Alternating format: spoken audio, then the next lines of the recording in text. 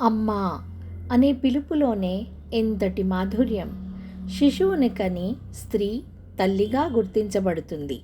అయితే సంతానము లేకపోయినను నిరాశ్రితులను చేరదీసే స్త్రీ మాతృత్వానికి ప్రతిరూపం కాదా?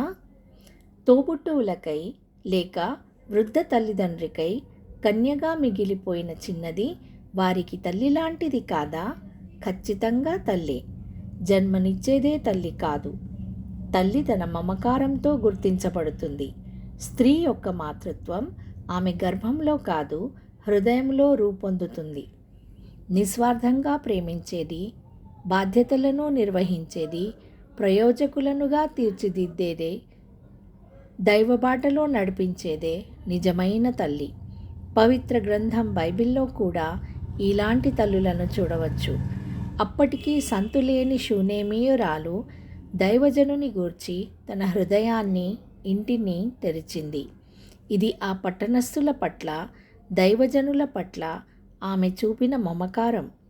చిన్నదైన తబిత తన సత్క్రియలతో అనేక జీవితాలలో ఆనందాన్ని నింపి మాతృత్వాన్ని పంచిపెట్టింది. బాధలలో ఉన్న తన బిడ్డకై మొరపెట్టి అరణ్యంలో నీటి బుగ్గను పొందుకున్న హాగరు ఉత్తమ తల్లికి మాదిరి. ఇలాంటి నిజమైన మాతృమూర్తులందరికీ హృదయపూర్వకమైన శుభాకాంక్షలు.